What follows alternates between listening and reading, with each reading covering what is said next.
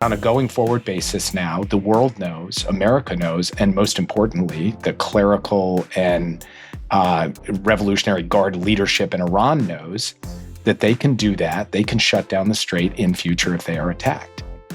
And that this is a source of deterrence. It is a source of potential coercion. It is fundamentally a source of power for the regime in Iran.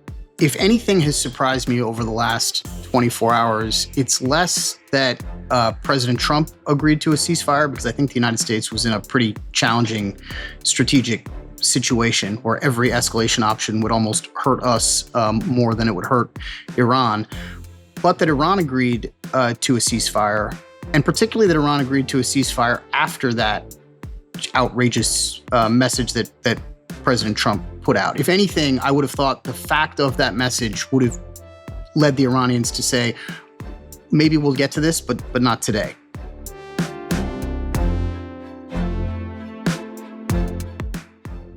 Welcome back to The Long Game. I'm Jake Sullivan. And I'm Jon Finer.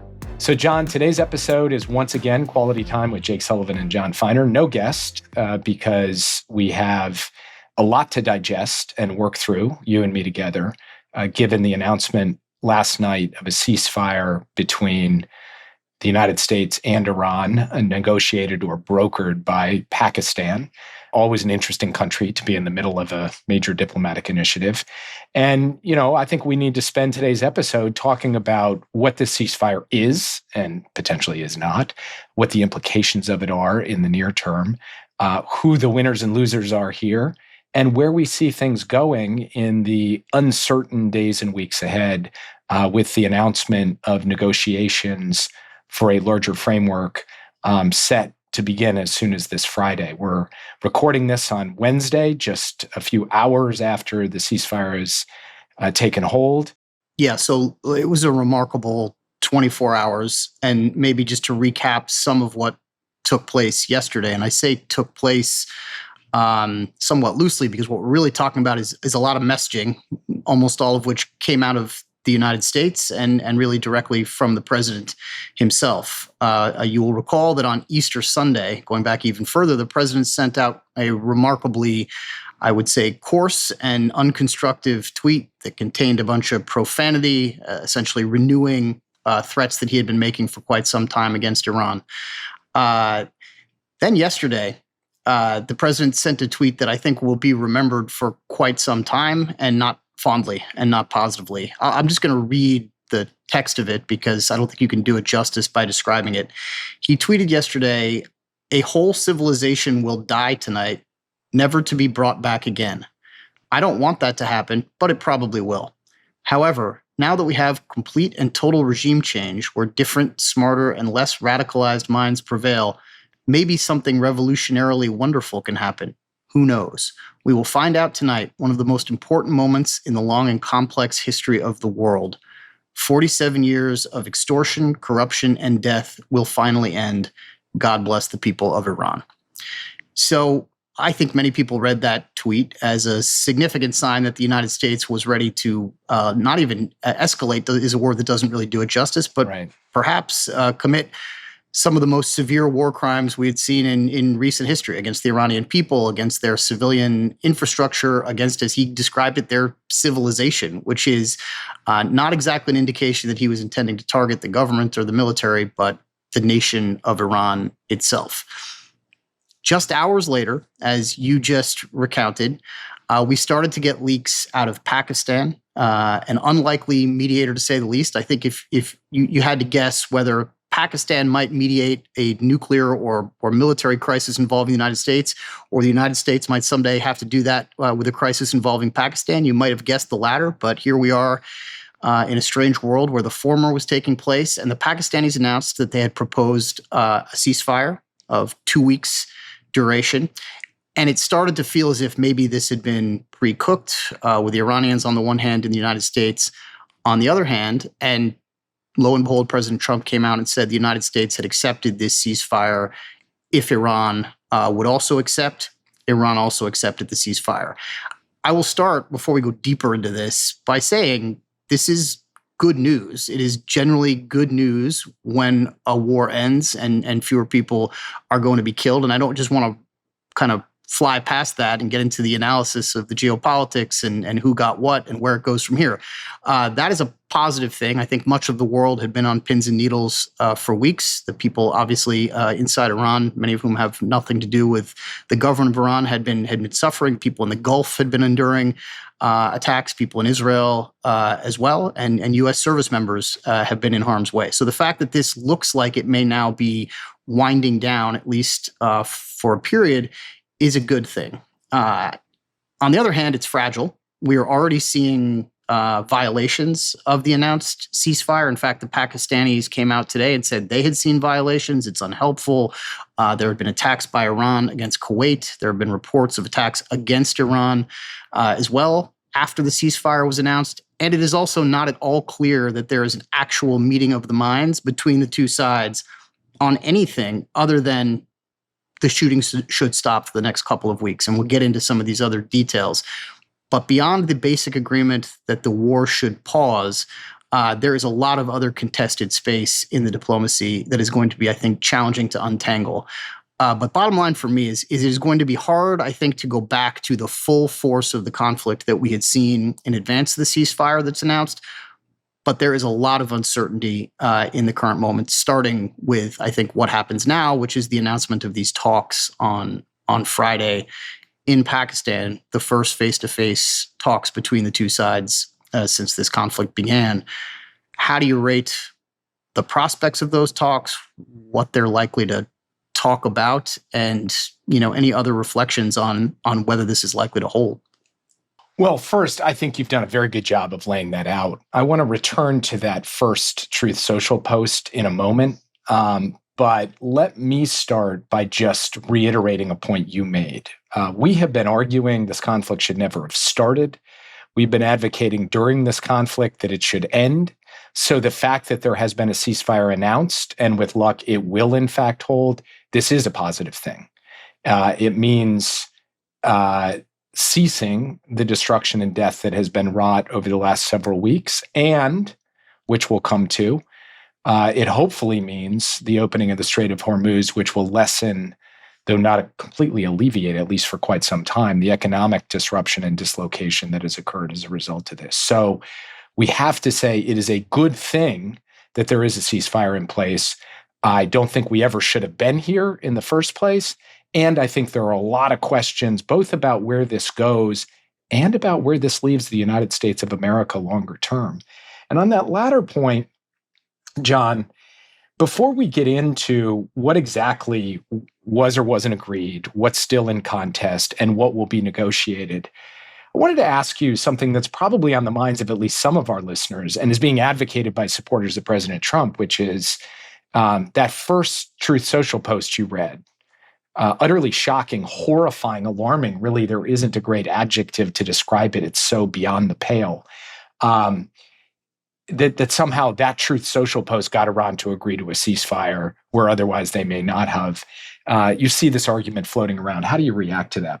So I guess where I start is if the end result of that horrific statement had been some massive Iranian capitulation, concessions to the demands that the United States had been making against Iran, that it give up its missile program, give up its nuclear material, stop funding proxies, reopen the strait in a clean and unambiguous way, which it did not do. And we'll get to that, I think, in a minute. I think this effectiveness argument would be at least more powerful. My own personal view is this sort of content is, as you said, so far beyond the pale that it should not come from the mouth, the Twitter account, the Truth Social account of the United States president, and that it demeans the office and the country to make it. In this case, though, that's not the world we're living in, that it actually achieved those outcomes. And in fact, it's not at all clear to me that had the president not bothered to make that statement in the first place, we couldn't have reached the same outcome we got to later that night, which is Iran essentially conceding nothing other than an agreement to stop fighting. That is what he extracted from them. They may have wanted something a bit more than a 2-week pause. They may have wanted a longer term, indefinite pause, and maybe some guarantees from the United States that it will not attack again at the end of 2 weeks, at the end of 2 months, at the end of 2 years, and that Israel won't either. But other than that, Iran didn't really give up all of that, all that much. And so to have kind of debased the office of the presidency in this way, I mean, the reaction to this from all quarters was almost unambiguously negative, including some strong supporters of the president, including from very unusual people. The one I'm thinking of is, I don't know if you saw Oren Cass, the economist, who both of us know, who is really not a kind of geopolitical analyst or someone who writes extensively about foreign policy, except at the intersection of his work, which is really focused on industrialization and supply chains.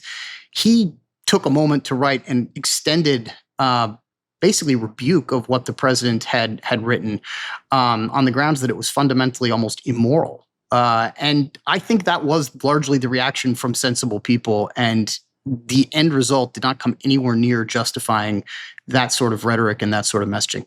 I think the points you make that no result actually would justify it, that it crosses a moral line that is utterly unacceptable coming from the president, regardless of what the impact of it is. And in this case, I don't believe the impact was incrementally additive anyways, and you made a good case for that. But I think that the most powerful response to those who are kind of saying, see, the president, he's a madman, this is what he does, is there are certain lines you should not cross. This is crossing those lines. The threat of civilizational destruction emanating from the president of the United States, who should be held up. Unfortunately, the current occupant of the Oval Office is running far away from this mantle, but should be held up as leader of the free world, who should be standing for something. This, to me, is off limits as a tactic to deploy. Obviously, it's off limits as a tactic to deploy physically in the world, to actually go carry out the kinds of criminal acts that he was threatening. But I believe that it's also off limits from the point of view of rhetoric. And I think it will actually have a long-term cost for President Trump, but also for the United States of America. And I think you said at the outset that it will be long remembered. I agree with that. And I think it's hugely problematic. And you are right to start there and dig in there, because it's not something that we should blow by at all. But then coming on to the issue of the ceasefire itself, the elements of the ceasefire, as I understand them, are basically the United States stops attacking Iran, Israel stops attacking Iran, and Iran allows ships to go through the Strait of Hormuz for a period of 2 weeks, during which there will be negotiations. And those negotiations will be based on, as President Trump put it, the basis for those negotiations will be the 10-point proposal that Iran put forward. Now, I want to come to that 10-point proposal in a moment, but I think there's one important element really to underscore at the outset, which is that Iran has indicated publicly that it is going to allow ships to travel through the strait, but it is going to do so, and this is what the foreign minister of Iran, Abbas Araghchi, wrote, safe passage through the Strait of Hormuz will be possible via coordination with Iran's armed forces and with due consideration of technical limitations. So even within the context of the ceasefire, Iran is saying that passage through the strait is subject to the control, the jurisdiction, the oversight, and the coordination of the armed forces of Iran, which is a significant sea change from the status quo before the war, when freedom of navigation through the Strait of Hormuz was the broadly accepted norm by all countries, and Iran was not forcing coordination with the armed forces of Iran for all the tankers that were going through. This now is a feature of this ceasefire, and it certainly seems like it will be a feature of the reality, the new status quo on a going forward basis. Am I reading that right, John?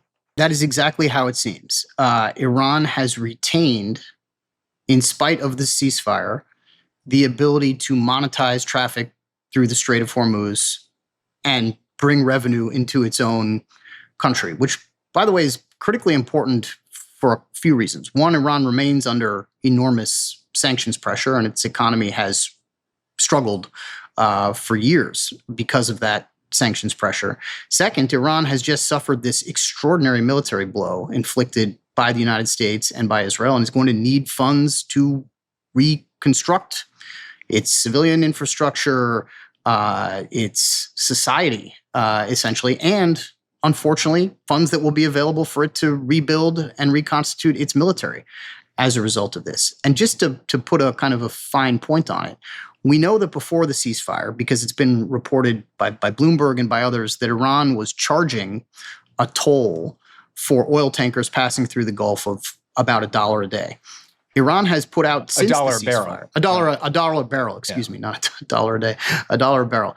We know that because Iran has put this out publicly already, and the Financial Times reported it this morning, that it is going to try to stick to that $1 a barrel rate, and that's just for oil tankers. There may be other arrangements made for other traffic through the Strait, but $1 a barrel is $20 million a day in revenue directly into the coffers of the government of Iran. It's about 20 million barrels a day that go through the Strait of Hormuz, 20% of the global oil demand in the world. That's significant money over the course of a year. Maybe not all that significant over the course of a couple of weeks, but over the course of a year, that's on the order of $7 billion. And again, that is just revenue associated with the oil that flows through the Strait.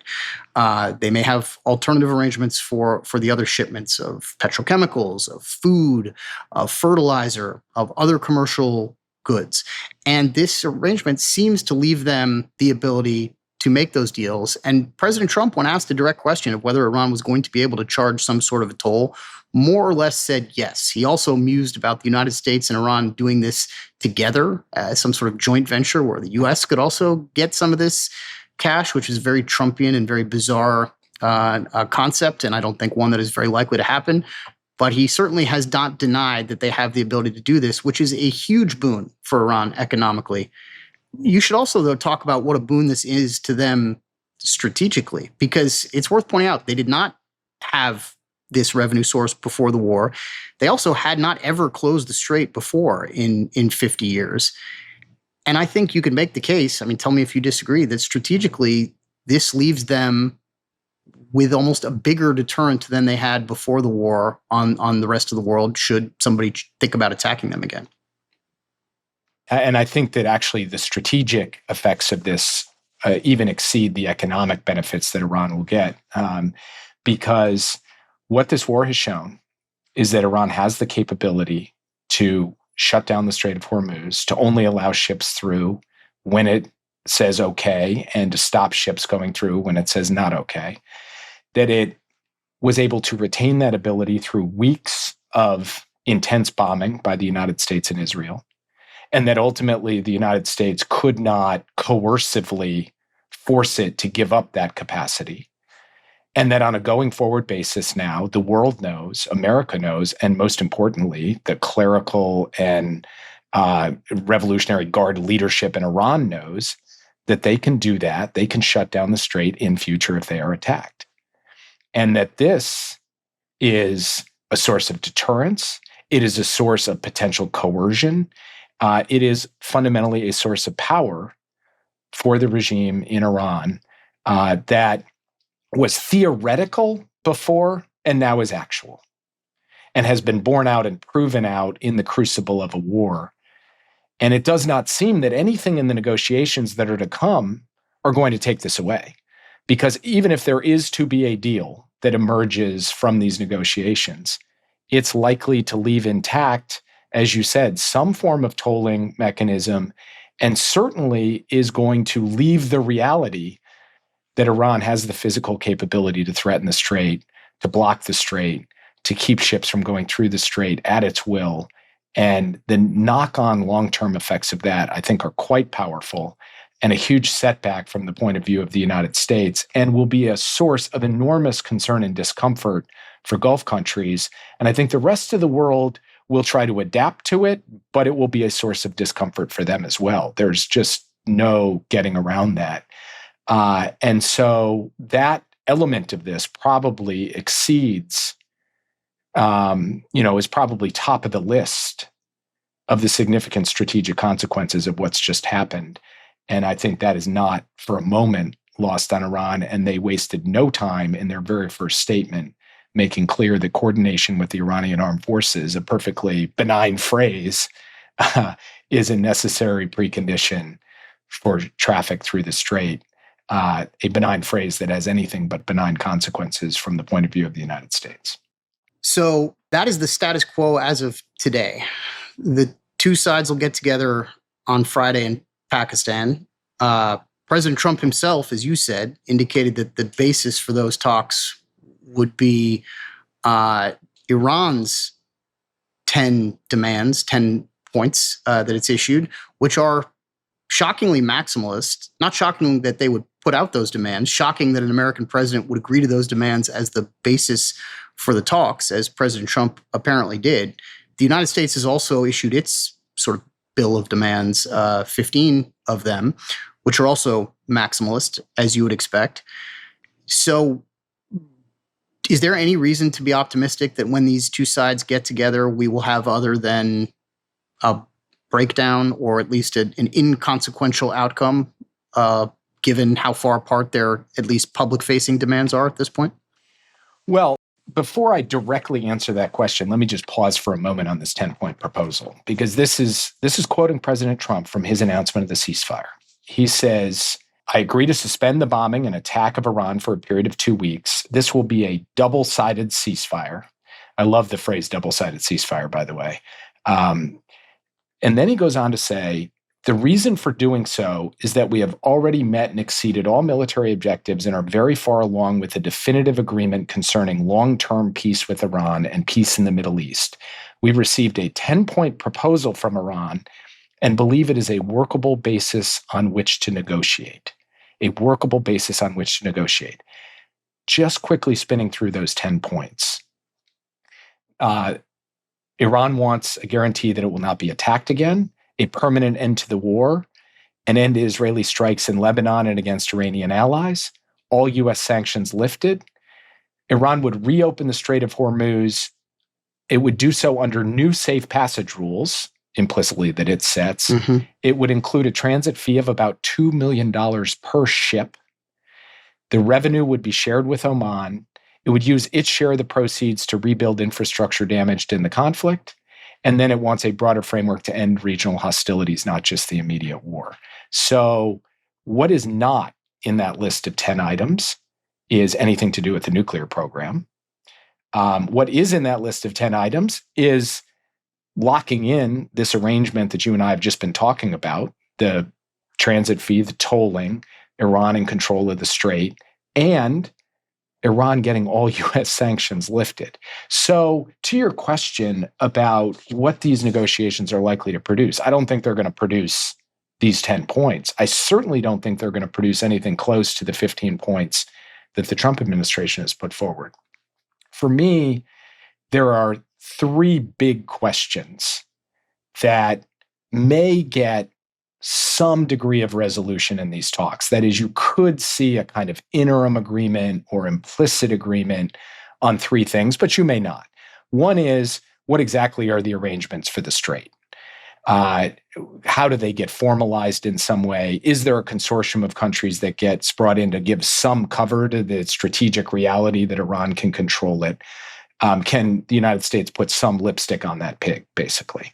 Second is, what happens to the highly enriched uranium? That stockpile you and I have talked about, much of which is buried under the nuclear facility at Esfahan.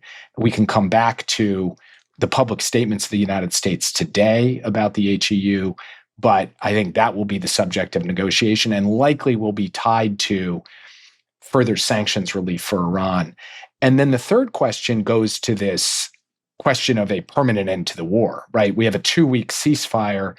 At some point, do the two sides end up saying, we're done, the war's over, we've called it. There is also the wild card in the context of these negotiations of the fact that Israel is still attacking Lebanon. Iran has said that Lebanon has to be part of the ceasefire.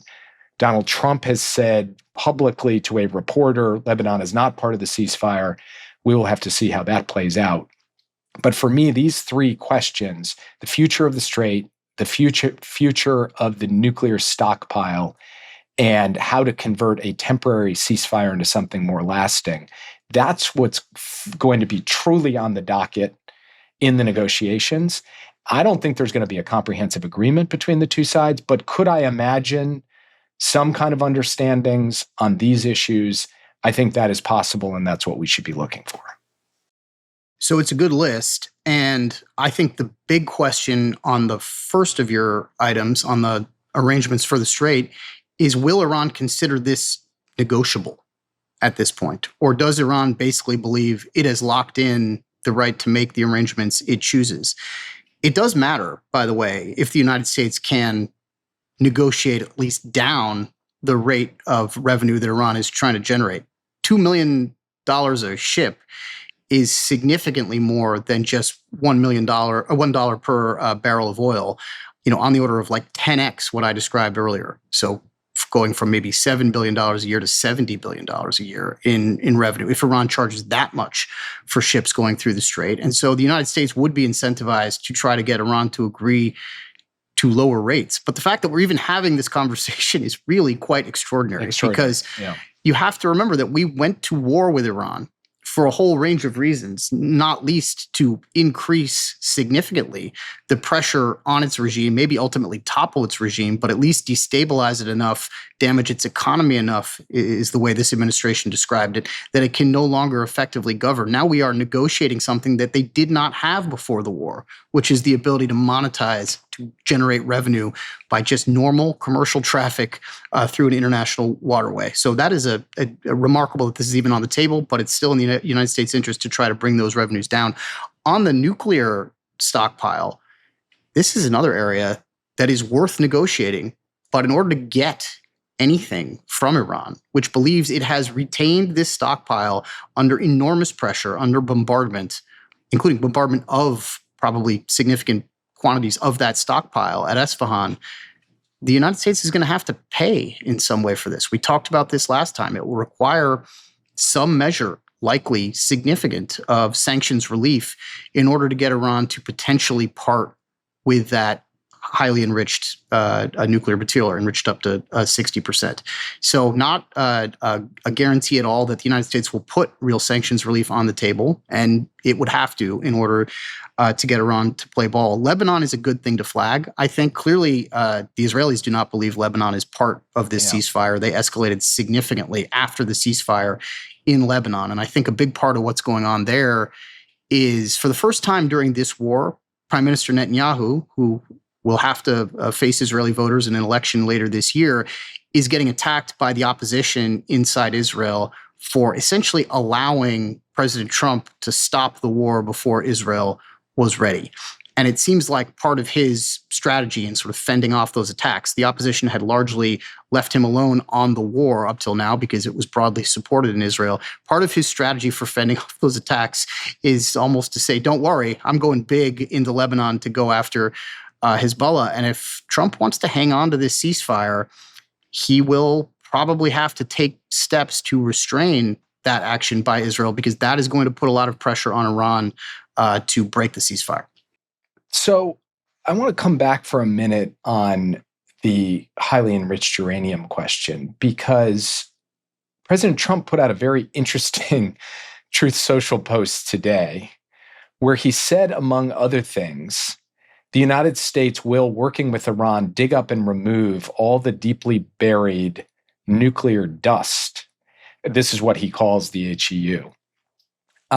He goes on to say in the same post, we are and will be talking tariff and sanctions relief with Iran. So he's kind of floating some deal that involves sanctions relief for the HEU. Now, one observation I would make here is that for months before this war started, Iran offered to do something with the HEU, downblend it or ship it out to Russia or, other things in exchange for sanctions relief. So the very thing that now is going to be the subject of negotiations on the back of a multi-week war that left Iran with a greater stranglehold on the Strait of Hormuz, the very thing we're going to try to get is something that Iran had actually offered before the war, and now maybe harder to get than it was before. But I don't rule out that they come to some terms on this. I think you're right that Iran now sees this as a huge point of leverage, may think it has no reason to give it up, and they could just stonewall the U.S. on this. And certainly their 10 points, as I mentioned before, don't even touch it. So I'm not by any stretch predicting there will be a deal on the HEU, but I would suggest that it's something to watch, because I think the U.S. will be very focused on trying to secure some kind of arrangement on this so that they can look at the American people and say, we did something to reduce the threat from Iran's nuclear program. So I think the U.S. will be highly incentivized here. Iran is not particularly incentivized to do much, but there may be enough put on the table in the way of sanctions relief. Well, all I was going to say is that Pete Hegseth had a slightly different message on the HEU, for whatever it's worth, basically continuing to brandish the possibility that if Iran does not hand it over, the United States will conduct some sort of operation either to destroy it or to grab it. And I feel like at this point, that threat has really diminished in force because it's been widely reported the U.S. looked at a special forces operation, maybe with the Israelis, to go in and try to seize this material. That was always going to be extraordinarily high risk. If anything, doing that in the context of a ceasefire where Iran can kind of more easily focus its energies on repelling an attack like that seems almost impossible to imagine. And even in the aftermath of a ceasefire, it does feel like President Trump, who, according to public reports, personally asked for this plan to be developed for the U.S. to go in and grab this stuff, looked at that plan, looked at the level of risk, and did not consider this to be a very appealing option. And I think he was probably right about that, given how challenging it would have been. And as we've discussed, how uncertain it was to be successful for a whole range of reasons, including that we cannot guarantee that that material is where we believe it is, which is in these tunnels under the Esfahan nuclear facility. And in fact, the IAEA has in recent days come out and said likely some of the material is still there. Some of the material may be in other nuclear facilities, may have been moved to other nuclear facilities around the country. So you might not even get all the 60% if you went into Esfahan the way they were clearly looking at doing. So Hegseth's threat, I think, is not all that credible at this point. And Iran will see if it can get an appealing enough price to give this up. And if it doesn't, I think it'll hold on to it. If it does, they may be able to work something out. So I have a theory based on everything that President Trump has said since announcing the ceasefire. And this theory runs the risk of trying to impose some sort of coherence on a highly incoherent individual. But it's that he is obsessed with a Delcy Rodriguez style outcome in Iran. Has been from the beginning, has wanted to impose the Venezuela model on the Iran circumstance, even though we know very well that these things are not just apples and oranges, but it's like, fruit and rocks. And yet he continues to say things like, the regime has changed. It's a very productive regime change was, one of his tweets. And he continues to signal, including through things like what you mentioned before, the joint U.S.-Iran arrangement for imposing a toll through the strait, through sanctions relief, through the way we're going to cooperate on many different aspects. Including the HEU. We'll go in and dig it up together. We're going to do it together. I think in his mind, his mental model is we're going to go sit down in Pakistan with a relatively compliant group of fellows representing the Iranian regime. And together, we're going to work it all out. The strait, the nuclear program. We're going to lift sanctions so that everyone can make a lot of money. He had this other tweet today in which he says, there will be lots of positive action. Big money will be made. Iran can start the reconstruction process. We'll be loading up with supplies of all kinds. This could be the golden age of the Middle East. That he's sort of shifted from Iran as enemy and adversary to now Iran's my friend, and I'm going to almost will into existence this Delcy style new leadership, even though, as Danny Centrinowicz told us a few weeks ago, the son of the Ayatollah and the IRGC folks around him are more hardline, if that's even possible, than the Ayatollah they took out. But I just think that's his mental model. And I think he's going to find the Iranians who show up for these negotiations, assuming they take place, to be much tougher customers, to not simply say, hey, let's all work it out the way that Delcy Rodriguez has to a substantial extent done in Venezuela. And I think that's going to run this whole thing into some very rough waters in the coming days. But at the same time, it also may mean that President Trump's just willing to put a huge amount on the table to get the outcomes he wants. And that may be enough, at least for something narrow like the HEU, to actually produce an outcome. So it'd be interesting to see what happens. But I think that reality that he's trying to almost will into existence is something that is going to be a feature of these negotiations, and a highly unusual one that all of us longtime Iran watchers are not going to relate to, and it's hard for it to compute with us because we see this regime for what it is. So I agree. And I think if anything has surprised me over the last 24 hours, it's less that President Trump agreed to a ceasefire, because I think the United States was in a pretty challenging strategic situation where every escalation option would almost hurt us more than it would hurt Iran, but that Iran agreed to a ceasefire, and particularly that Iran agreed to a ceasefire after that outrageous message that President Trump put out. If anything, I would have thought the fact of that message would have led the Iranians to say, maybe we'll get to this, but not today. Not to validate or vindicate that sort of messaging in any way. But they seem to have taken a just coldly, coolly rational approach to this and recognized that they have not been asked really to give anything significant up in order to get the United States to stop bombing them. And I think believe that having stopped the bombardment, even officially just for 2 weeks, it will be very likely for the United States to resume the war again. I suspect that was a bit of a bitter pill for them, just because they don't like the idea of in any way making it seem as if they can be bullied. But the reality is they were asked for nothing. The United States has gifted them this control over the Strait of Hormuz through this process. They recognized that, and they took the deal that was on the table, which I think on their part was a rational decision, if nothing else, but probably not an easy one. I think this brings us to this kind of fundamental question.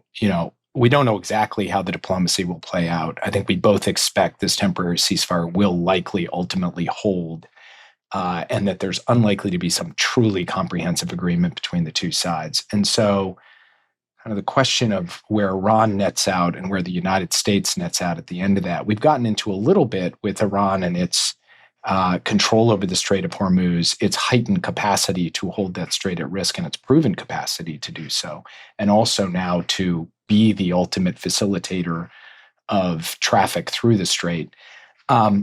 It's striking to me that if you think about this from the U.S. perspective, what did we go to war to do? What did we achieve?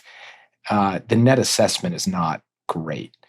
This morning, the chairman of the Joint Chiefs, Dan Kane, laid out a series of the achievements of the United States in this war. And frankly, it really had echoes of the kinds of briefings that were given during Vietnam.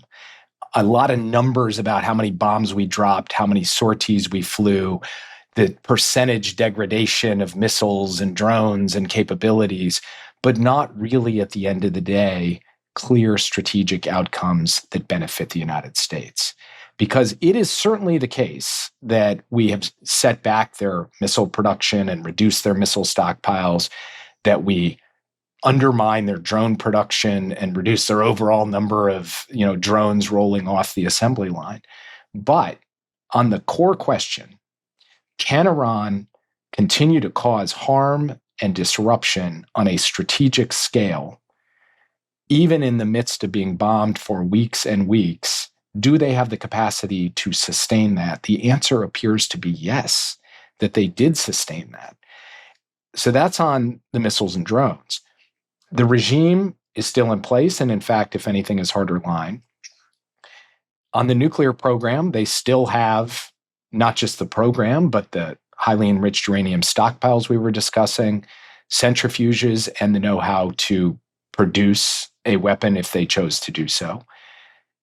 We've talked about the Strait.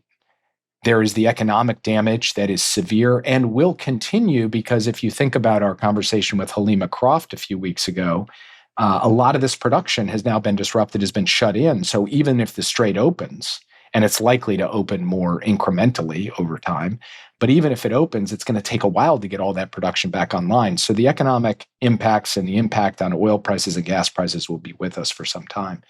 And then, of course, the human damage, thousands killed, 13 Americans killed, hundreds of Americans wounded, and we will get to the wider implications as well. That is not a great scorecard from the perspective of the United States. It's not exactly clear, thinking about what we went in to do, how you could make an argument that we've come out of this in a better place. And from Iran's perspective, they certainly have suffered a lot of tactical blows, but strategically have emerged with this card in the strait, have emerged with the regime intact, and have emerged with the ability to project to the world that they can continue to sustain a deterrent capability even in the face of massive bombardment.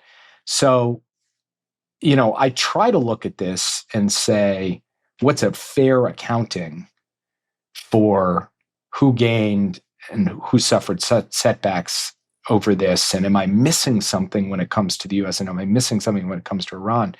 But this does not feel, when you net it all out, like it puts the United States in a good position against what either they were trying to achieve at the start, this administration, or against any reasonable view of the status quo ante and the status quo that seems to have emerged during this conflict. But do you see it differently? Is there a way to look at this that is more optimistic from the point of view of the United States and more pessimistic from the point of view of Iran? If I were forced to make that argument in a red team, blue team, I think I would struggle, honestly, because the way I've been thinking about the war and the outcomes are essentially on two metrics. What did we learn during the conflict, and what did Iran learn? And on that one, I think what we learned is a lot about our own vulnerabilities. Right. We learned about our vulnerabilities to these drones, which we frankly should have known from having observed the Russia-Ukraine conflict and from being students of modern warfare, which the Pentagon is obviously is part of its role. But we clearly did not realize that Iran, almost entirely just through the use of its drones, could hold much of the global economy at risk. When we thought about the vulnerability of the Strait of Hormuz, we thought about mines, we thought about small ships. Those were tactics that Iran could have used, but that would have also made it harder for Iran to get its own energy products out through the strait. What I don't think we foresaw is Iran being able to close the strait on the cheap with drones primarily, while still being able to export its own energy products at an even higher price. So they were under less pressure to reopen it. So we learned about our vulnerabilities, and I think they learned about their capabilities. I think they probably believed on some level that they might be able to extract this sort of price from the United States and from the global economy. Now they know they have the capability of doing that. And no matter how many of their missiles and their launchers and their naval vessels we have destroyed, and we've destroyed significant numbers of all of those things, they don't need all that much capability to be able to use this maximally effective tool. That's on what we learned. The other metric I've been thinking about is this balance of deterrence question. Where is the deterrent now on each side compared to where it was before the war? And I think for the United States, we took essentially our biggest shot, certainly the biggest shot we've ever taken at the government of Iran, at the Islamic Republic. And that shot destroyed much of the regime, but did not remove or replace or change the regime. The government endured and survived, and Iran's ability to continue fighting while diminished endured and was able to fight. Where is Iran's deterrent now? Iran's deterrent before this war was really limited. It lacked effective air defenses. Its offensive capabilities had been defeated by the United States and Israel on multiple occasions when Iran had tried to attack with ballistic missiles. Now Iran has a totally new deterrent that we hadn't even really contemplated before. And while I think it is true, the analysis, and we got this from Danny Centrinowitz, that many Iranians, many officials are going to say we need a nuclear weapon now that we were attacked. And I think the risk of Iran pursuing a nuclear weapon has gone up. They also have acquired, just by learning that it would work, this other deterrent that we've been talking about, which is the ability to sort of weaponize the global economy against the United States. So I think in the balance of deterrence, Iran has also come out ahead. Their deterrent has been improved during the course of this conflict. Ours has been revealed to be powerful but limited. And this gets to kind of the wider implications of the war, which we should spend a minute on before we turn to the mailbag, because it's not just the balance of deterrence between the U.S. and Iran. It's also how this impacts U.S. interests globally. And if you look at other competitors and adversaries, Russia has definitely come out of this war as a winner. Putin is getting more revenue from an elevated oil price. He has also received sanctions relief from the United States. And by the way, on that, just one thing that's worth watching is, does that sanctions relief hold after ever get taken away? Yeah. Because it's supposedly just tied to this kind of acute energy shock that we've been undergoing. But I think there is a real chance that this relief, and Iran's, by the way, sanctions relief for barrels that were already on the open water, becomes a sort of permanent feature, not a temporary one. But we'll see. Well, you had J.D. Vance stumping for Viktor Orban, who has been on the record championing Vladimir Putin and denigrating Ukraine, saying Ukraine is not a sovereign country. So the administration is definitely voting with its feet between Russia and Ukraine. And so I would not be a bit surprised if the sanctions relief remains over the longer term. I would also point out that because we have used so many air defense interceptors in this conflict, we're not giving them to Ukraine anymore. So we're leaving it more defenseless. And perhaps most importantly, Putin is getting a major rift in NATO out of this.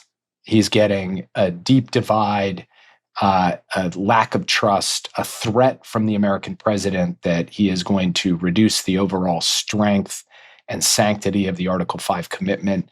That's something Putin has had on his wish list, at the top of his wish list for many years. He is getting that.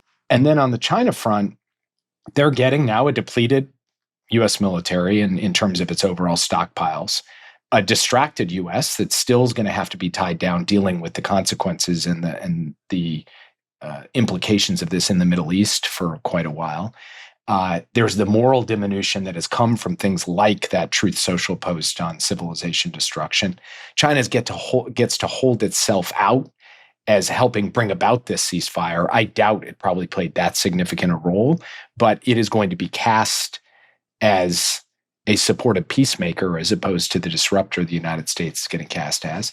And it had the biggest reserve of oil, which had built up over the course of the last year. So it was basically able to absorb the costs of this. So China comes out of this, I think, with some advantages. And then we will have to watch how other countries react and hedge, particularly the Gulf states, who will be learning lessons from this. And I think will have questions, hard questions, about the nature of the security partnership with the U.S. and about where they should be putting their strategic and economic chips on a going forward basis. So there's a whole catalog of implications here we're going to have to watch. Two other implications, maybe just to round out the picture. One is the way that the president himself has handled this war and the messaging that we described earlier that was so abhorrent has done something kind of extraordinary, which is essentially ceding the moral high ground in this conflict to a country that has been largely a pariah state in the world for decades. And not because Iran has distinguished itself with its conduct in this war, by the way. Iran shamefully attacked civilian targets across the Gulf, in Israel, and its own messaging has been trolling and kind of obnoxious. But the president's threat to end Iran's civilization, his repeated threats to commit war crimes against Iranian civilian targets, the actualization, at least, of some of those threats, really has left this almost morally, at best, a wash for the United States, which is a remarkable thing when you're talking about a conflict against a regime like Iran. So I think that will have a long tail. Just on that point, John, I do wonder if part of why Iran was willing to accept the deal last night after this civilizational destruction piece was that they saw not only that they could lock in their advantage on the strait and weren't giving anything up, and this could net out well, but also that in a way, choosing not to be the actor saying no to a ceasefire in that moment would also lock in the sense that they were the good guy, not the bad guy in this in the eyes of much of the rest of the world, which for you and I, who have worked this issue a long time and see the Iranian regime for what it is to its own people, to the region, to the world, and believe deeply in the United States of America. This is extremely troubling, but I think part of the tactical calculus of the Iranian regime last night, I think, took into account that they want to emerge from this feeling like they can interact with the rest of the world from a greater position of credibility than they went into the war with, which is just a kind of ridiculous outcome in a way, but I think realistically is not a bad bet on their part. Yeah, moral authority is part of strategic advantage, and that has been diminished. And then the other, I think, really interesting implication is for Israel and for the U.S.-Israel relationship, which has already been in a challenging place in recent days, weeks, months, years. But I'll read from one poll that came out in the last couple of days, which was a Pew Foundation poll, which said that 60% of American adults now have an unfavorable view of Israel. And that was a poll showed 53% last year and 42% in 2022. So between 2022 and essentially this week, 42% goes to 60% of American adults with an unfavorable view. This war is not going to improve that view among, by the way, either Democrats or Republicans. And fairly or unfairly, because the Trump administration, I think, has, in a sort of embarrassing way, tried to kind of pass the buck for some of the decision-making on the war on Israel, maybe less the president himself, although sometimes the president, but more officials like Marco Rubio have made this argument. I think our view, which we've expressed, is the U.S. bears responsibility for its own decisions. We're the superpower. This is on the Trump administration, not a foreign government. But there has been some amazing reporting in the last couple of days, the New York Times and other places, about how this decision ultimately got made, what advice the president was given, not just by his own intelligence community, in fact, not primarily by his own intelligence community, but by the prime minister of Israel in the Situation Room, in the United States, making the argument to President Trump that this could be a short, decisive war that leads to the toppling of the regime in Iran. And I think that many Americans are going to read and digest that information in ways that will not redound to the benefit of the U.S.-Israel relationship or of Israel over the medium term. I think Israel believes that the attacks on Iran, the diminution of Iran's military capability, the killing of senior officials, including the supreme leader, strategically have been beneficial to Israel. But there is this countervailing force that I think is going to be significantly negative for the relationship. And where that all nets out, I think really remains to be seen. Yeah, but the arrow is pointed very much in the wrong direction. All right. If we don't do a mailbag today, we run the risk of losing our own credibility in the process. So I think we should turn to it if you're ready. I'm ready. Go for it. All right. So the first question is from a YouTube listener at Sasan Media. Good content, guys. What do you think about all the assassinations of Iranian leaders? What type of precedent this will set in world conflict? I'm guessing that Western nations, leaders, and officials will no longer enjoy the safety of diplomatic immunity. That's an excellent question. I think it's something you and I have grappled with as this conflict has unfolded. And I think it's worth in answering it, kind of giving as a baseline for our listeners what actually the current standing rule is on assassinations for the United States of America. It goes back to an executive order signed actually by President Ronald Reagan in 1981. And the order says, no person employed by or acting on behalf of the United States government shall engage in or conspire to engage in assassination. And it goes on to say that U.S. intelligence agencies cannot indirectly sponsor or participate in assassinations carried out by third parties. And we define assassination as the unlawful killing of a person, typically a political leader, for political reasons in peacetime. We distinguish that from targeted killings, which, if we are in a state of armed conflict with a group or nation or acting in self-defense, then killings take on a different context. They take on active war rather than assassination. But the line between these two things is incredibly blurry in a case like Iran, where the president has said, we're not at war, we're on some minor excursion. Or in the case of Soleimani, where ultimately they justified it as self-defense because Soleimani was plotting attacks against American troops in the Middle East. But this line between assassinations and targeted killings has become incredibly permeable for the United States of America.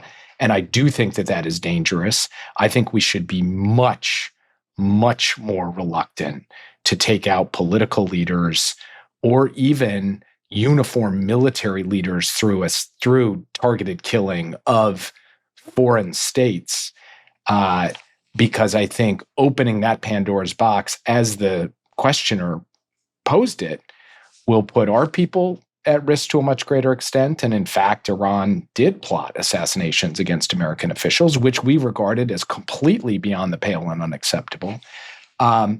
And also, I think, raises some profound moral questions. So I think getting back to a much tighter reading of that Reagan executive order would behoove the United States of America. What do you think? Just two quick additions, or maybe one amplification, one addition. The amplification is that Iran does not have clean hands here. It is worth, just re-emphasizing that. Iran has plotted and conducted assassinations against civilian officials around the world, certainly plotted against American officials, including people we know and people who preceded us and the current president of the United States. So the real question is, does us going down this path make it more or less likely that other countries, including Iran, are going to be continuing or even intensifying this sort of activity? I think there's a very strong argument to be made that this is normalizing in some ways, this sort of conduct, as opposed to deterring it, thwarting it, calling it out, disrupting plots, which is the standard U.S. playbook for this sort of thing, and certainly for punishing it in the aftermath if one of these plots is ever conducted successfully or unsuccessfully. I think we are shifting this norm in a very dangerous direction. And by the way, I think this goes even more broadly than just assassinations to other ways in which force is used by the Trump administration. The attacks against the shipping of the fishing vessels in the Caribbean that we've talked about, even the Maduro operation to some extent. Some of these are precedent-setting uses of force that I think are going to have significant implications. We should probably talk more about this in future episodes. We've touched on some of it, but that's probably enough. Just before turning to the next email, I'll make one last point, which is technology is changing the nature of this question too. The combination of being able to have maximal precision fused with increasingly powerful intelligence, fused with standoff capability, means the ability to individually target has become increasingly available, not just to the United States, but to other countries as well. And so this line between what is a kind of a normal act of war and what is a targeted assassination is going to get blurrier and blurrier because of technology. And my view is that because of the blurriness of that line, we should have a bias towards staying on the side of it that leans away from something that could be kind of conceived by any reasonable observer as an assassination. I think this is, definitely something that we are going to have to watch carefully in the years ahead.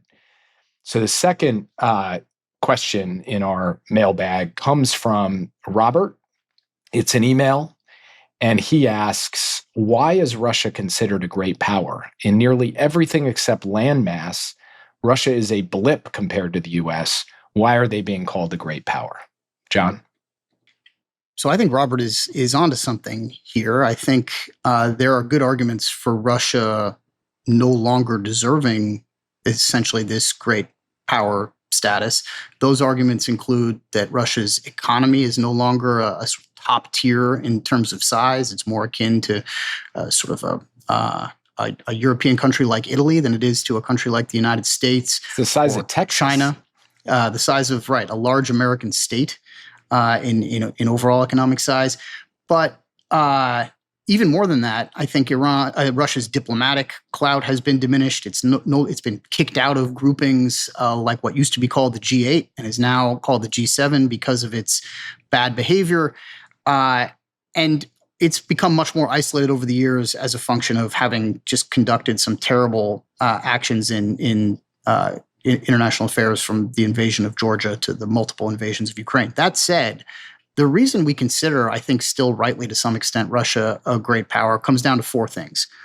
One, and I think maybe first and foremost, is that it is a top two nuclear power on the planet alongside the United States, and nuclear weapons, for better or for worse, still matter. And I think what we're going to see actually in the near future is the increasing salience of nuclear weapons, not the decreasing salience, as other countries, and we've talked about this in the context of Iran, we've also talked about it in the context of East Asia, are likely to really look hard at whether they need nuclear weapons to deter some of the threats that they face. Russia has a lot of them, 1,500 or so deployed nuclear warheads, more now, like the United States. So that's one. Second is Russia has a very top-tier intelligence service, both in terms of its surveillance and signals intelligence, and in terms of its human intelligence, its spies.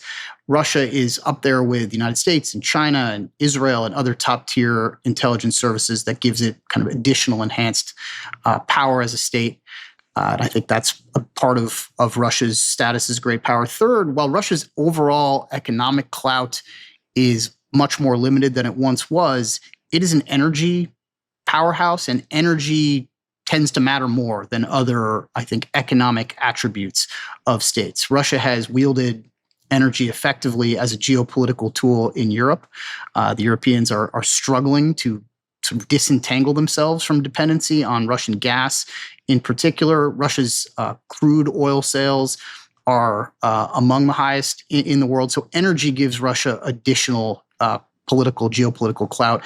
And then the last one, which I think kind of cuts both ways, but I think give Russia more of great power status than it might otherwise have. It's become a remarkably risk-tolerant country. It is willing to wield and use its power in horrific, aggressive ways, but that force the rest of the world to take it seriously because you ignore it at your peril. It uses its military in horrific and aggressive ways, as we've discussed. It uses its spy service sometimes to conduct, to the previous topic, assassinations, cyber attacks, and other things.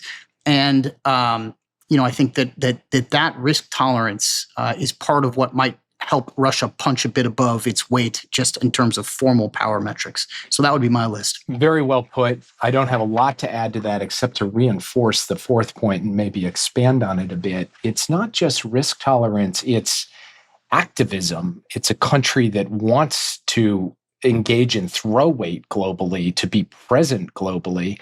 So, Russia's there in the Western Hemisphere, was in Venezuela and Nicaragua and Cuba with its intelligence service, with military partnerships, with influence, diplomatic and political influence. It's across multiple countries in multiple subregions of Africa.